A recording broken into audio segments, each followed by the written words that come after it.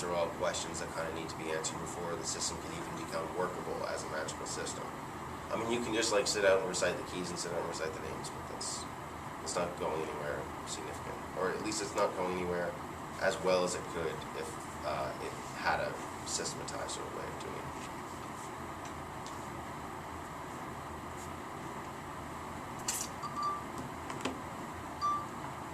How are we all doing?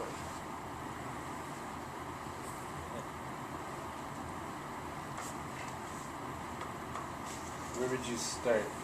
There's a bunch of there's a bunch documents. Different documents. I would start with actually the 5 books of mystery and go into True and Faithful because that's sort of chronological. Wait, what in Faithful? The True and Faithful relation. Yeah. Donald Tyson has a great book called The Beginner's Guide to Enochian Magic, which kind of will give you the overview. That's cool. Tyson himself is not great. Like he does come up with some good answers to these questions and so on and so forth, or at least like ways of dealing with these questions. He knows what the questions are. But I sense that in Tyson he's kind of inherently hostile to the system in and of itself. Or like the whole apocalypse factor is a problem for him.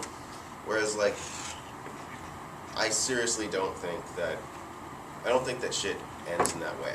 You know what I mean? Like I think that it's a metaphor, like I said, start to finish type thing. And Crowley kind of emphasizes this in his own work as well, where he's just like, we should posit, basically, anyone who has an attainable goal is destined to misery.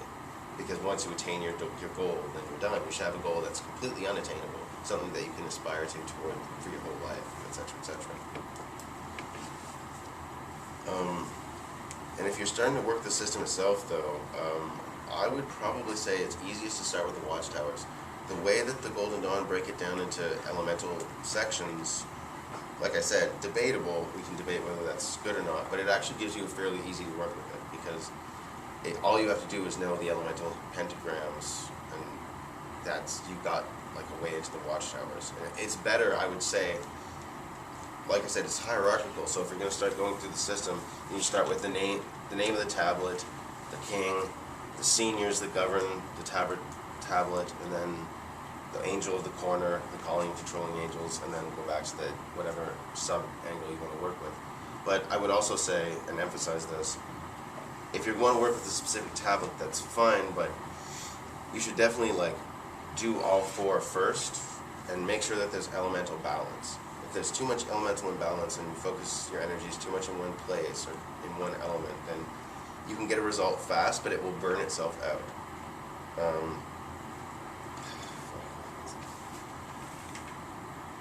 Yeah, it's like anything else. If you put too much weight in one place, everything falls off. Like you can't overbalance it. And because it's a hierarchy, every aspect of it has to be gone through, which is exactly the same way that the old grimoires worked. It's just that they didn't have a coherent, consistent system. It was just broken up. Even when working the aethers, I would suggest like starting with invoking the angels of the tablets, just to get a foundation, kind of get it going on. I mean, I know there's people who have gotten results just by doing the call of the aether. Whatever. It's like, okay, that's cool, but just to keep everyone stable and everything going straight and narrow. And no kings and seniors of each tablet? Yeah. Yeah, because the seniors are specifically named in the Book of Revelations. They're the 12 elders who govern the ages of time, and so on and so forth. So when Dee and Kelly were working together, basically Kelly was doing all of the scrying, because he was a talented scryer. Yes. What if someone were to try to do this stuff solo? Like, what if Dee were to be here today and want to do it, but just by himself? Would he get results? Well, Dee couldn't. He tried on his own. He couldn't. So certain people just need certain a partner? people do need a partner. That the scryer aspect is kind of interesting, because Dee mentions at one point in his diary because in the first few things in the 5 books of mystery, he has a different scryer called Saul. He's like, Saul was carried off by demons, so I had to find someone else. He's not really specific about what that means. He doesn't go into details there, and it's just like, come on, man. You know? But yeah, then Kelly shows up just as a guest of, I think one of his friends brings him over, and then he just tries it with him, and it works really, really well. Then there's a certain point when Kelly just gets so frustrated with the angels. He's like, not doing this anymore, fuck it. And the angels make an offer to Kelly to transfer the power of seeing to Dee's son, so he'd just be working through his son. And his son does do a couple of the operations as well. But there's a very clear sense that the angels selected Kelly specifically to see this ship.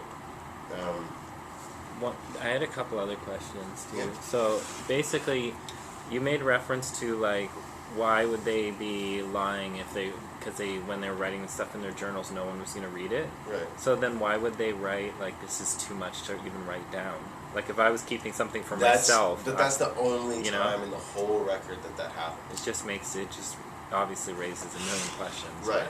Like the fact that you would write that in your own record, especially when like we're dealing with a time when if this record was found, like Dee had already been on trial for witchcraft. Right. Like he was actually accused of witchcraft when he was in school because he made a mechanical beetle for a play, and they thought that he gave life to an Enochian object. He had to explain, no, it's a wind-up thing, or whatever. But that's the primitive technology that was there at the time. But so yeah, like that's the only reason that I would go there with that, because that seems to be like completely out of character with the whole rest of the record.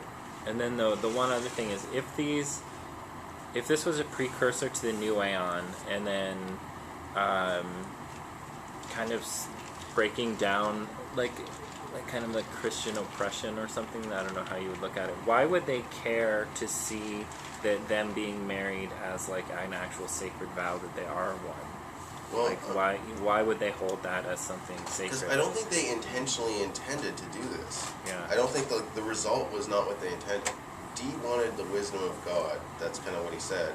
And I think that what he found out that was going to be was terrifying to him. You know? There's a great line from the Sacred Garden of Abeldees. Abeldees? No. Whatever. The Scented Garden, one of Crowley's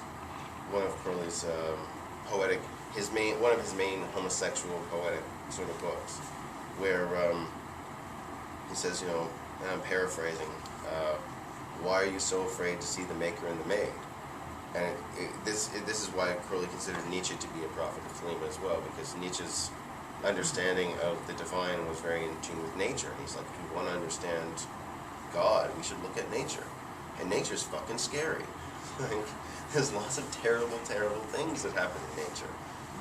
So if this is the image of God, then that tells us something about God that maybe like people don't like looking at and don't want to see. I think the substance of the question though was why do the angels hold the marriage sacred? Yeah, that's what I meant. Why would they be like, well, they're not going to be homosexual, so we'll get them to have like unmarital sex with each other's wives?